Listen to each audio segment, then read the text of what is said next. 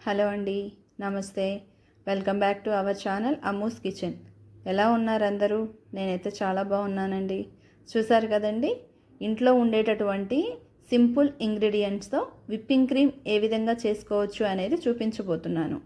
దీనికోసం ముందుగా ఒక మిక్సింగ్ బౌల్లో 1/2 కప్పు పంచదారను తీసుకోవాలండి. అదేవిధంగా 1 టేబుల్ స్పూన్ కార్న్ఫ్లోర్ను కూడా తీసుకొని పంచదార అనేది మెత్తటి పౌడర్ అయ్యేంత వరకు కూడా మిక్సీ పట్టుకోవాలి. ఇలా మిక్సీ పట్టుకున్నటువంటి మిశ్రమాన్ని మనం ఐసింగ్ షుగర్ అని కూడా అంటారు.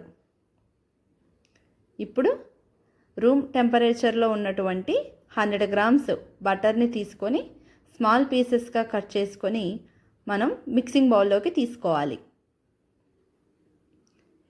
మన ఇంట్లో గనక విస్కర్ ఉన్నట్లయితే ఈ బటర్ అనేది స్మూత్ స్ట్రక్చర్ వచ్చేంత వరకు కూడా కలర్ చేంజ్ అవ్వాలి. అదేవిధంగా స్మూత్గా కూడా చేంజ్ అయ్యేంత వరకు విస్కర్తో 10 మినిట్స్ పాటు ఈ విధంగా విస్క్ చేసుకోవాలి. 10 మినిట్స్ తర్వాత బటర్ అనేది మనకి ఈ విధంగా వస్తుంది. ఇప్పుడు ఈ మిశ్రమంలోకి ముందుగా రెడీ చేసుకున్నటువంటి ఐసింగ్ షుగర్ని 1/2 పౌడర్ వేసుకొని మరలా 10 మినిట్స్ పాటు మిక్స్ చేసుకోవాలి.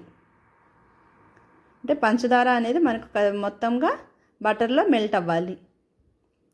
ఇప్పుడు ఈ మిశ్రమంలోకి 1 టేబుల్ స్పూన్ పాలను కూడా వేసుకొని చక్కగా మిక్స్ చేసుకోవాలి.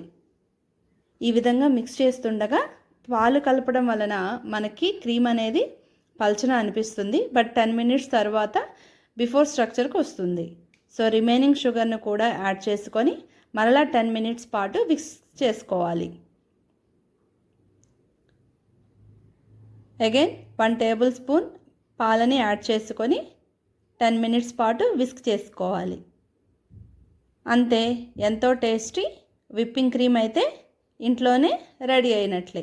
దీనిలో 1 టేబుల్ స్పూన్ కోకో పౌడర్ వేసుకొని విస్క్ చేసుకున్నట్లయితే మనకి చాక్లెట్ ఫ్లేవర్ విప్పింగ్ క్రీమ్ కూడా రెడీ అయినట్లే. మీరు కూడా ఇంట్లో ట్రై చేసి ఎలా వచ్చింది అనేది కామెంట్ చేయండి. Thank you for watching.